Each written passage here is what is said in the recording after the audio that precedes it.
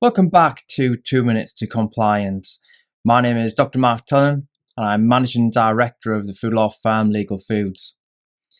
Now today I want to talk about really sort of quite interesting area of food law but also medicines law, and that is called borderline substances. Now this relates to products that may fall in that grey zone between potentially being considered as a medicine and also potentially having characteristics that suggest it's a food. So I've recently been away to Spain on some work, and there's lots of different products that sit on that market. Now in this one, for example, which looks like a food supplement, and it's labelled like a food supplement, but it contains ingredients like melatonin, GABA, passiflora, valerian extract. Now, in Spain, these substances might be considered as food-based substances, but here in the UK, depending on what the dose is and the type of level of extraction, so things like valeric acid in the valerian, it could be considered as a medicinal type product. So what I want to cover today is some of the key legislation and bits of case law that surround this area, and that may provide you some guidance when you're looking at a product to decide whether it falls on the side of a food or a medicine, and what things you need to do to ensure that your product is compliant with the relevant laws and regulations. Okay, so let's get ready and let's start that 2-minute timer. Okay, so this area is really covered under the Medicinal Products Directive, but before we look at that in terms of what the definition is of a medicine, we should make sure that we know that food cannot also be a medicine. So under Article 2 of the General Food Law Regulation, medicines are excluded from being foods. Now back to the Medicinal Products Directive, we have two definitions. So one is medicinal by presentation, and what that means is if you hold a food out that looks like a medicine and it's suggested to treat or prevent disease or illness, then therefore it can be considered as a medicine, even if it doesn't deliver those physiological effects.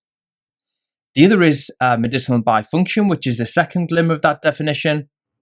Now in that, we're looking at things like, does the product restore, correct, or modify physiological function? And it needs to do that by a certain mechanism. So it needs to be a pharmacological, immunological, or metabolic type action. Now these are quite wordy type issues, but we have lots of case law over 20 years that gives us practical examples on how to define where that medicines and borderline issue sits.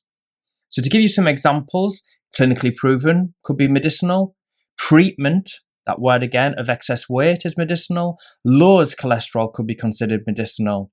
Now if we look at the counter arguments of that for food type wording, research proven rather than clinical is food, contributes to a reduction in weight rather than treatment is food, helps maintain normal cholesterol compared to lowers cholesterol.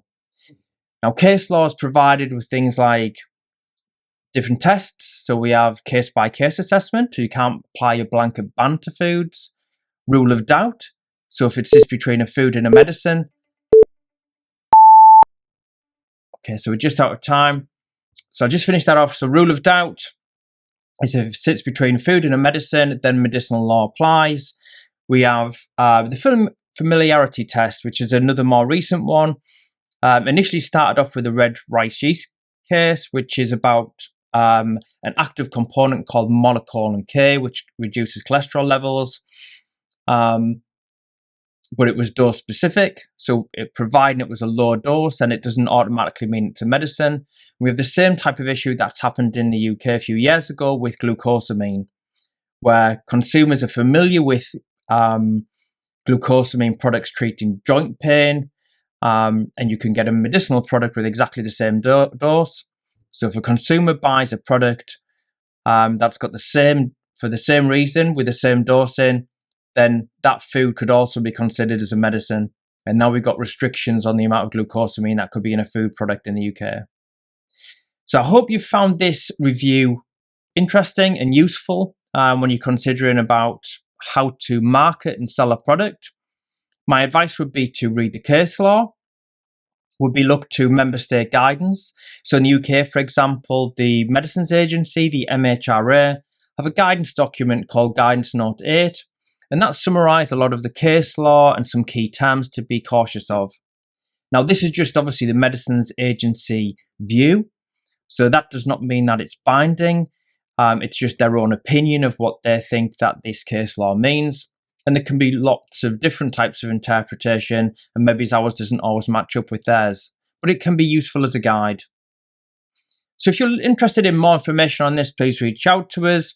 We also have a trading law, food law certificate course that covers this in a whole module in a lot more detail.